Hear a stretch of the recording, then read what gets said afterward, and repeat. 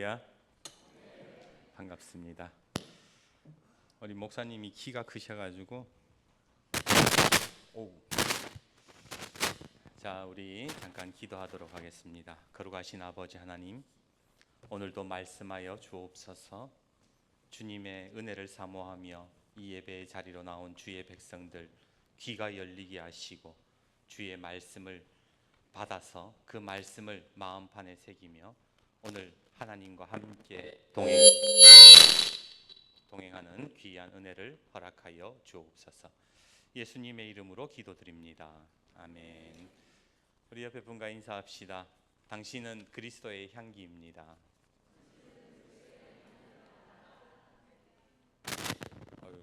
안 건드려야 되는구나. 우리 오늘 교육부 헌신 예배 우리 선생님들 참으로 귀하고 참으로 존경스럽습니다. 제가 안동에서 교육 목사로 그렇게 사역을 할 때에도 선생님들이 참 귀하고 참으로 어렵고 힘든 자리 속에서도 다음 세대를 위해서 고생하고 수고하는 그 모습들이 얼마나 귀했는지 모릅니다. 오늘 여기에 계신 우리 선생님들 뿐만이 아니라 모두 우리 장로님을 비롯한 모든 성도님들이 그리스도의 향기를 낼 수 있는 아름다운 역사가 있기를 다시 한 번 더 주님의 이름으로 축복합니다. 오늘 역사 퀴즈를 하나 내겠습니다. 누구인지 한번 맞춰보십시오. 나는 구한말 사람으로 24살에 과거에 급제하고 고종 황제의 총애를 받아 정삼품에 오른 사람입니다. 나는 순종 임금의 스승이었으며 1888년 주미대사 외교관을 지냈고 알렌 선교사님의 적극적인 후원을 받아 나라 독립운동에 앞장섰습니다. 나는 1896년 2월 독립협회를 결성하고 위원장에 선출되었고 당시 한양 집값이 평균 400원 하던 시절 저는 100원을 기부하여 독립문을 세우는 일에 앞장섰으며 독립문 주춧돌 놓는 행사에서 기조연설문으로 우레와 같은 갈채를 받은 바 있습니다. 나는 누구일까요? 여러분 누구일 것 같으세요? 아마 선교사와도 친하고 독립협회에 독립문까지 세웠다고 하니까 대단한 독립운동가라고 생각하시겠지만 정답은 매국노 이완용의 이력이랍니다. 많은 사람들이 이완용 하면 순사 콧수염에다가 비열한 모습을 떠올리지만 그것은 사실이 아닙니다. 또한 나라를 걱정하면서 자주 독립을 꿈꿨던 그 사람은요, 이완용은 원래 그렇게 악한 사람이 아니었다는 거예요. 독립을 꿈꿨던 사람이었다는 겁니다. 그런데 왜 갑자기 나라를 팔아먹은 매국노가 되었는가? 역사학자 김윤희 교수는 그의 책 이완용 평전에서 이런 이야기를 합니다. 처음부터 나쁜 놈이었다면, 차라리 괴물이었다면 좋았겠지만 그는 괴물이 아니었다. 그 당시 최고의 엘리트였으며 그는 나라를 걱정하는 사람이었다. 그런데 왜 그랬을까? 시계는 좋았으나 나침반이 없었기 때문이다. 시계는 좋았으나 나침반이 없었다라는 말이 무슨 말일까요? 시계가 좋았다라는 것은 지금 현재 흘러가고 있는 그 현재를 잘 읽어냈다라는 겁니다. 우리가 시계를 보면서 약속을 잡고 계획을 짜듯이 이완용은 당시 조선이 돌아가는 상황을 누구보다 면밀하게 그것을 캐치해낼 수 있는 사람이었다라는 거예요. 하지만 뭐가 없었다고요? 나침반이 없었다고요. 방향이 없었다는 겁니다. 어떻게 내가 이 세상을 살아가면서 지금 현재를 볼 수 있는 눈은 좋았지만 앞으로 내가 이 인생을 어떻게 살아가야 될까에 대한 그런 방향이나 계획은 없었다라는 거예요. 이완용은요, 처음부터 악한 사람이 아니었어요. 아무런 목적 없이 현재만 저울질 하다 보니까 어느 순간에 매국노가 되어버렸던 겁니다. 여러분이 잘 아는 안중근 의사, 그는 나라를 위해 이토 히로부미를 저격했던 독립운동가였잖아요. 그런데 그 아들 안중생은 아버지와는 정반대의 길을 걷습니다. 안중생이요, 이토 히로부미 아들을 찾아가서는 사과하고 일본 전역을 돌아다니면서 우리 아버지는 테러리스트였다, 내가 일본 국민에게 사과한다, 그러고 돌아다녔다고요. 왜 그랬을까요? 안중근의 아들이 안중생이 왜 그랬을까요? 돈이 필요했기 때문이에요. 지질이 궁상 떨고 싶지 않았던 겁니다. 그렇게 일본에 받은 돈으로 약국도 차리고 자식들 미국으로 유학 보냈어요. 시작부터 이상했던 게 아니에요. 처음부터 악한 게 아니었다고요. 현재를 보는 시계는 있는데 그 인생의 방향성, 나침반이 없었다라는 겁니다. 이것은 우리 신앙도 마찬가지예요. 제가 안동에 있을 때에 참외 농사 짓는 분 전도하러 갔습니다. 근데 그분이 하는 말이 자기도 한때 열심히 예수 믿었대요. 자기도 교회의 안수 집사였대요. 그런데 지금은 왜 교회 안 가세요? 그러니 상처받았대요. 어떤 사람은 시험에 들었고 어떤 사람은 문제가 생겨서 교회 안 나가고 어떤 사람은 기도했는데 하나님이 안 들어줘서 어떤 사람은 목사 때문에 상처받아서 안 나간다. 그런데 그런 종류의 사람들을 만나보면요, 한 가지 공통점이 있습니다. 그들의 이야기 속에는 한 가지 공통점이 있다는 거예요. 그게 뭔가? 지금 방황하고 있다는 거예요. 왜 방황하는가? 여러분, 방황이라는 게 뭐죠? 방향을 잃어버렸다는 겁니다. 내가 지금 신앙생활 하면서 나는 방황하고 있다라는 것은 무슨 말이냐? 내가 지금 방향성을 못 잡고 있다라는 거예요. 그 속에 나침반이 없다는 거예요. 어디 그 사람들 뿐입니까? 오늘 교회 다니고 있어도요, 방황하는 사람들 많습니다. 이 자리에 앉아 있어도 방황하는 사람들이 있다고요. 어떻게 예수 믿어야 될지를 몰라요. 내가 왜 내 삶에 왜 예수 그리스도여야만 하는지, 왜 내가 말씀으로 살아야 되고 왜 기도해야 되는지 그걸 모른다고요. 그냥 왔다가 기도하라 그러니 기도하고, 눈 감고 말씀 읽으라 그러니 읽고, 그리고 집으로 돌아가고, 목적 없이 교회 다니는 사람이 얼마나 많은지 몰라요. 문제는 그렇게 예수 믿다가 조금만 문제 생기고 조금만 어렵고 조금만 힘들면 흔들리고 또 시계 쳐다보면서 그렇게 방향성을 잃어버리지 않습니까? 그게 오늘 우리 한국 교회의 모습이더라는 겁니다. 그래서 한경직 목사님이 그랬죠. 목사님들 불러다 놓고 목사님들한테 그랬어요. 목사님들, 예수 잘 믿으세요. 목사들한테 목사님이요, 한경직 목사님이 그랬다는 거예요. 예수 잘 믿으라고. 오늘 옆에 분과도 한번 인사해 봅시다. 예수 잘 믿으세요.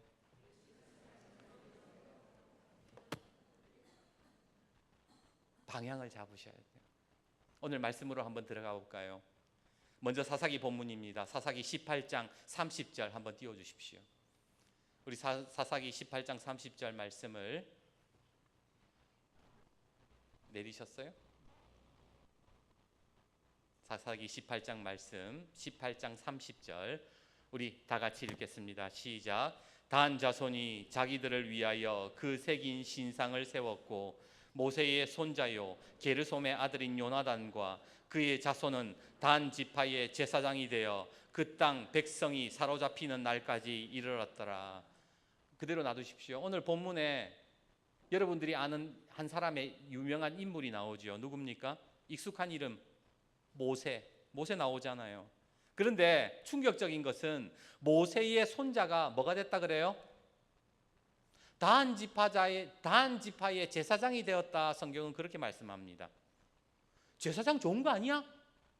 그렇게 생각하시는 분이 있을지 모르겠는데 지금 모세의 손자가 되었다라는 것은, 되었다는 이 제사장은요, 하나님 섬기는 제사장이 아니에요. 이 제사장은 무슨 제사장이냐? 우상 섬기는 제사장이라고요. 그러면 오늘 본문의 앞에 보세요. 단 자손이 누구를 위하여? 자기들을 위하여 신상을 세웠다. 오늘날로 말하자면 예수 믿는 사람이 무당됐다라는 거예요. 오늘날로 말하자면 예수 믿었던 유명한 총회장님의 그 손자가 뭐 했다는 거예요? 이단이 됐다라는 거예요. 아니, 모세가 어떤 사람인데? 이스라엘 역사상 가장 위대한 민족의 지도자, 하나님이 가장 크게 사용했던 믿음의 사람이잖아요. 근데 어떻게 그런 가정에서, 믿음의 3대 4대 가정에서 어떻게 이단이 나올 수 있고 어떻게 무당이 나올 수 있냐 말입니다. 저는 이 말씀을 보고 너무 충격을 받았어요. 대체 모세의 그 가정에, 그 가문에 무슨 문제가 있었기에 모세의 손자가 이단이 되었을까? 어떻게 하다가 이렇게 신천지에 빠지게 됐을까? 그 문제의 시작점이 출애굽기 4장에 나옵니다. 출애굽기 4장을 보시면 제가 출애굽기 4장의 말씀을 설명하기 전에 출애굽기 3장에 어떤 내용이 있느냐? 하나님이 호렙산에서 모세를 부르세요. 모세야, 내가 지금 고통받는 이스라엘 내 백성들을 네가 가서 구원해야 되겠다. 불타는 떨기나무 가운데 말씀해 주세요. 자, 그 명령을 듣고 모세가 나 못 가겠어요. 보낼 사람을 보내옵소서. 저는 아닌 것 같아요. 그래서 몇 번이나 하나님의 말씀에 명령에 거절하다가 출애굽기 4장으로 넘어가서 모세가 4장 20절에 보면 모세가 순종하는 장면이 나옵니다. 출애굽기 4장 20절 말씀입니다. 제가 읽어드릴게요. 모세가 그의 아내와 아들들을 나귀에 태우고 애굽으로 돌아가는데 모세가 하나님의 지팡이를 손에 잡았더라. 이거 중요해요. 한번 찾아보시겠어요? 출애굽기 4장 20절. 출애굽기 4장 20절.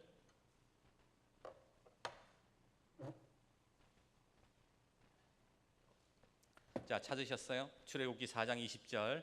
자, 같이 읽습니다. 시작. 모세가 그의 아내와 아들들을 나귀에 태우고 애굽으로 돌아가는데 모세가 하나님의 지팡이를 손에 잡았더라. 자, 지금 모세가 누구 데리고 가요? 애굽으로? 아내와 자식들을 데리고 지금 애굽으로 가요. 하나님의 명령을 듣고 가고 있는 중입니다. 그런데 여기에서 애굽으로 내려가다가 문제가 하나 생겨요. 어떤 문제가 생기느냐? 출애굽기 4장 24절을 보세요. 24절에 뭐라 그랬습니까? 모세가 길을 가다가 숙소에 있을 때에 여호와께서 그를 만나사 그를 죽이려 하신지라. 아니, 애굽으로 잘 가고 있는데 하나님 명령 듣고 지금 자식하고 마누라 데리고 애굽으로 가고 있는데 갑자기 하나님이 나타나가지고는 모세를 죽이려 그러는 거예요. 아니, 왜? 문제가 뭐 있는데? 25절을 보세요. 시보라가 돌칼을 가져다가 그의 아들의 포피를 베어 그의 발에 갖다 대며 이르되 당신은 참으로 내게 피난편이로다. 여러분, 이 말씀이 이해가 되세요? 갑자기 애굽으로 잘 가고 있는데, 가는데 갑자기 하나님이 뺨 나타나가지고 너 죽어. 그러니까 갑자기 또 그의 아내가 갑자기 뭐 아들 할례를 시키고 발에다가 표피를 던지고 내 피난편이다 그러고, 이 내용의 말씀을 여러분 이해가 되세요? 제가 풀어서 설명드릴게요. 지금 모세가 하나님의 명령을 받고 처자식을 데리고 애굽으로 가고 있었습니다. 그런데 애굽으로 가는 도중에 모세와 그 아내 시보라가 부부싸움을 하기 시작하는 거예요. 어떤 부부싸움을 했느냐? 제가 여기 계신 여성분들께 물어볼게요. 만약 여러분이 남편이 40년 동안 회사 생활 잘 하다가 어느 날 은혜 받아가지고 여보, 나 북한 가야 되겠어.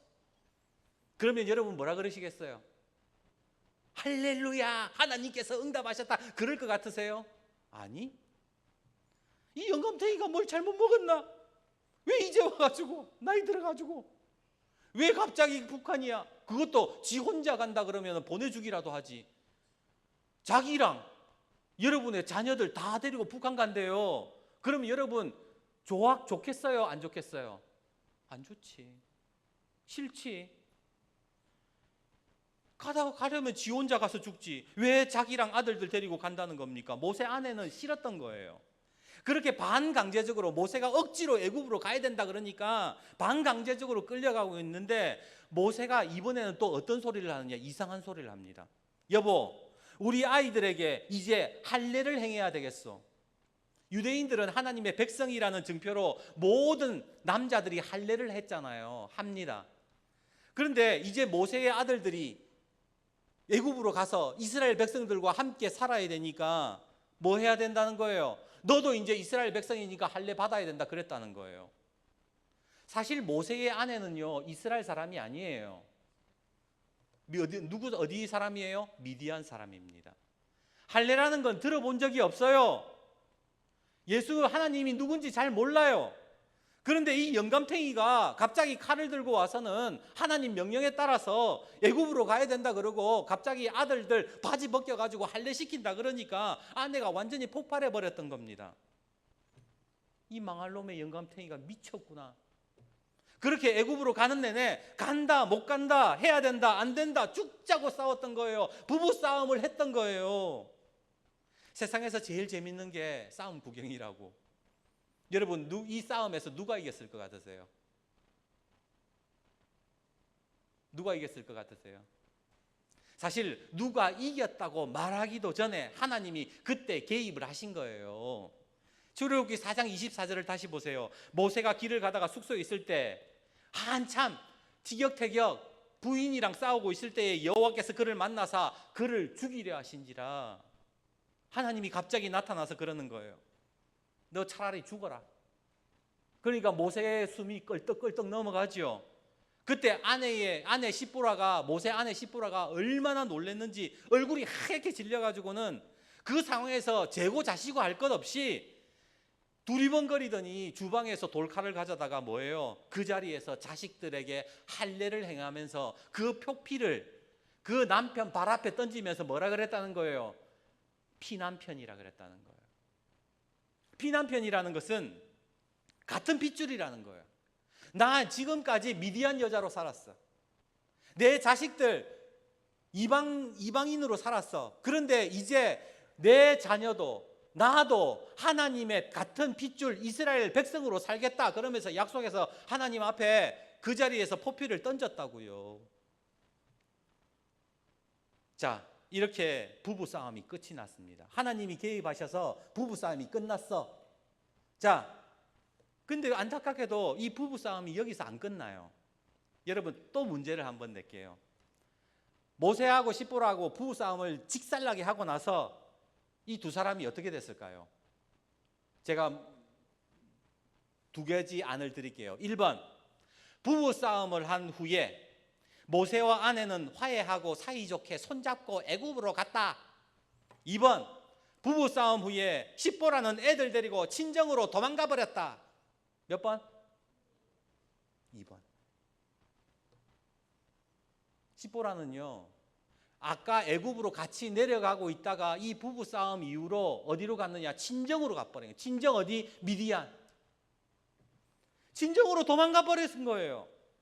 그 뒷받침하는 말씀이 오늘 두 번째 말씀 출애굽기 18장의 말씀이라는 거예요. 출애굽기 18장 2절 3절 한번 띄워주시겠어요? 출애굽기 18장 2절 3절 같이 읽습니다. 시작. 모세의 장인 이드로가 모세가 돌려보냈던 그의 아내 시보라와 그의 두 아들을 뭐하고 왔으니? 데리고 왔으니.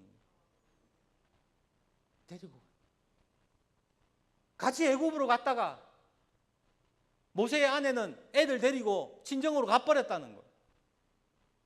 모세가 가라고 했는지 시보라가 보따리 싸고 스스로 친정에 갔는지 알 수는 없어요. 하지만 분명한 사실은 모세가 이스라엘 백성을 출애굽시키는 동안 모세의 자식들은 어디 있었다고요? 미디안에 있었다고요. 근데 이게 왜 문제가 되느냐? 모세의 자녀들이 하나님을 섬기지 않는 그 미디안에서 뭘 보고 자랐냐는 거예요. 여러분 한번 생각해 보세요. 지금 여기 모세가 애굽으로 내려가 가지고 이스라엘 백성들하고 10가지 재앙 막 일어나고 하나님의 기적이 막 일어나고 광야에 나와 가지고 홍해가 갈라지고 하늘에서 만나와 메추라기가 내리는 그 역사들을 경험하는 동안 모세의 자녀들은 뭐 하고 있었어요?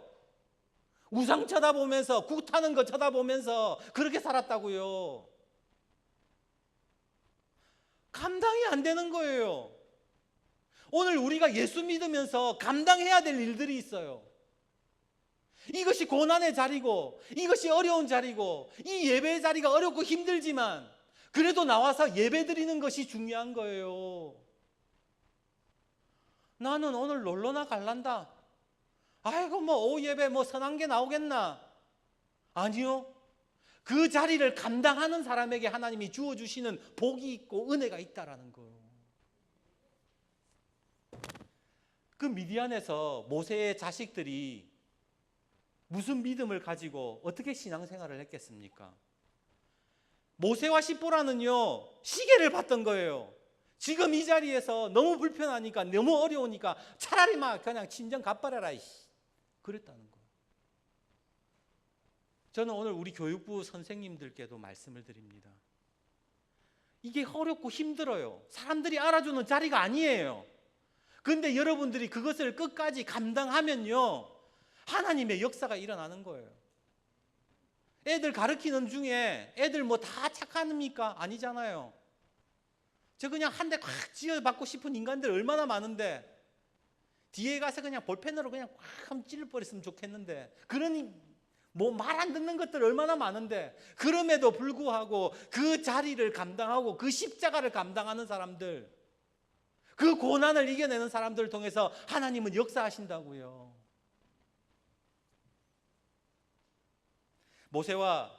모세의 자식들은요, 이스라엘 백성들과 함께 고난을 받지 않았습니다. 광야에 훈련이 없었어요. 광야에서 흘리는 눈물이 없었어요. 편하게 살다가 어느 순간 낙하산 타고 광야에서 합류했던 거예요. 모세의 장인 이드로가 야야야 저 이제 저 나왔다더라야. 이스라엘 백성들하고 너그 사위가 나왔다더라야. 이제 한번 가보자. 그래서 합류한 거예요. 그리고 그 결과가 뭡니까? 사사기 18장 30절에 모세의 손자요 게르솜의 아들인 요나단과 그의 자손은 단 지파의 제사장이 되어 그 백성이 사로잡히는 날까지 이르렀더라. 왜 이런 일이 일어났습니까? 시계는 좋은데 나침반이 없었던 거예요. 한국 교회가 왜 이렇게 어렵게 되고 왜 쇠퇴할까? 왜 교육의 자녀들이 점점 줄어들까? 방향성을 잃어버렸기 때문에 그래요. 거기 힘든데 왜 가? 이번에 시험 기간이잖아. 아이고 학원 가야지. 좀 편하게 살아. 적당하게 예수 믿어. 나중에 대학 가고 나서도 얼마든지 예수 믿을 수 있어. 그래가지고 지금 이 꼴 난 거 아닙니까? 시계만 쳐다보는 사람은요, 절대로 십자가를 질 수 없어요. 내 삶이 지금 힘들어 죽겠는데, 내 코가 석자인데 어떻게 십자가를 져? 내 삶에 왜 예수 그리스도를 붙잡아야 되고 왜 말씀으로 살아야 되는지, 기도해야 되는지 그걸 시계 보는 사람은요, 십자가 붙들 수가 없어요. 그래서 오늘 성경은 우리에게 뭐라고 말씀하느냐? 히브리서 3장 1절 그러므로 함께 하늘의 부르심을 받은 거룩한 형제들아, 우리가 믿는 도리의 사도시며 대제사장이신 예수 그리스도를 깊이 생각하라. 너 걸어가는 인생길 가운데 예수 생각해야 돼. 예수 깊이 생각하면서 살아야 돼. 골로새서 3장 2절 위의 것을 생각하고 땅의 것을 생각하지 말라. 히브리서 12장 2절 믿음의 주요 또 온전케 하시는 이인 예수를 바라보자. 방향을 바라는 거예요. 방향을. 시계 쳐다보지 말고. 여러분, 만약 모세가 힘들지만 아프지만 괴로웠지만 끝까지 그 아이들 데리고 애굽으로 갔다면 무슨 일이 일어났을까요? 그 안에 십보라가 눈물 흘리면서 그래 미안하다. 내가 너희들 고생시키네. 이스라엘 백성들과 함께 살았다면 그 자녀들이 어떻게 됐겠습니까? 오늘 우리가 신앙의 방향성을 바로잡고 살아야 되는 이유가 바로 여기에 있다라는 겁니다. 이제 말씀을 맺습니다. 요한복음 6장을 보면 예수님이 더 이상 기적을 보여주지 않고 먹을 것이 없어서 사람들이 다 떠나가 버립니다. 그때 예수님께서 제자들에게 그러세요. 물어보세요. 너희도 가려느냐? 너도 갈 거야? 오늘 주님께서 여러분에게 물어보십니다. 여러분들이 이거 너무 힘들어. 나 이거 하기 싫어. 나 이거 감당하고 싶지 않아. 그럴 때 주님께서 물어보시는 거예요. 너도 갈래? 너도 갈 거야? 그때 베드로는요 이렇게 대답을 합니다. 주여, 영생의 말씀이 여기 있사오니 내가 누구에게로 가리이까? 나 하나님 말씀의 영생의 말씀의 방향성을 붙잡고 가겠다고 고백을 했던 겁니다. 예수님을 떠난 사람들은 시계를 보았던 사람들입니다. 예수가 나한테 뭘 안 해주나, 먹을 것을 주나, 예수가 나에게 뭐 돈을 주나, 그런 거 보면서 따라다녔던 사람이에요. 그렇지만 주님의 사람들, 주님의 제자들은 방향성을 보고 갔던 사람이라는 거예요. 베드로는 영생의 말씀이라는 나침반을 가지고 있었습니다. 저는 여러분들이 오늘 우리 영천 동성교회에 계시는 우리 선생님들과 모든 성도님들이 믿음의 방향성을 가지시기를 주님의 이름으로 축복합니다. 예수 믿는 건 그런 거예요. 십자가는, 저는 우리 교회 성도들에게 늘 하는 얘기가 있어요. 십자가는 더하기다. 그런데 십자가 지고 가는 것은 곱하기다. 잘 생각해 보세요. 여러분, 여러분의 인생 가운데에 뭐 더 하려고 예수 믿으러 온 거 아닙니까? 내 삶의 문제, 내 자녀의 문제, 내 삶의 어려운 이런 문제들 하나씩 더 하려고, 해결받으려고 예수 믿었잖아요. 그런데 기독교의 신비는 더하기의 신비가 아니라 그 십자가를 지고 가는 사람들, 그 어려움과 힘든 것들을 감당할 때에 곱하기의 역사가 일어나는 것이 기독교의 신비라고요. 여기에 계신 우리 장로님, 그리고 여기에 계신 우리 항존 직분자들, 그리고 모든 성도님들, 더하기 인생뿐만이 아니라 십자가를 짐으로 곱하기의 인생을 살아갈 수 있기를 다시 한 번 더 주님의 이름으로 축복합니다. 그래서요, 내가 신앙생활 하면서 방향성을 정해야 되는 거예요. 방향성을. 오늘도 하나님 바라보고 예수님 바라보고 지금 당장 내 삶의 기도의 응답은 이루어지지 않지만, 지금 내 삶에 여전히 만나와 메추라기가 내리지 않고 광야에 어렵고 힘든 삶이 있지만, 그럼에도 불구하고 나는 예수를 바라보며 따라갑니다. 고백하는 사람, 그 사람이 놀라운 하나님의 능력을 경험하게 될 것입니다. 오늘 시계도 좋지만 나침반도 좋은 우리 동성교회 성도들이 되시기를 주님의 이름으로 축복합니다. 기도하겠습니다. 아버지 하나님, 오늘 우리 사랑하는 주의 백성들 함께 말씀을 나누었습니다. 아버지 하나님, 그리스도의 향기를 드러내기 위하여 우리는 방향성을 정해야 함을 고백합니다. 예수님을 바라보아야 함을 고백합니다. 오늘 오전에 들었던 주의 말씀과 더불어 오늘 내 삶의 분명한 신앙의 목표를 정하고 기도의 방향을 정하고 내 삶의 목적을 정해서 주님을 바라보는 성도들이 되게 하여 주셔서 오늘 진정 하나님의 능력이 나타나고 그것을 경험하며 살아가는 곱하기의 인생들이 되게 하여 주옵소서. 예수님의 이름으로 기도하옵나이다. 아멘.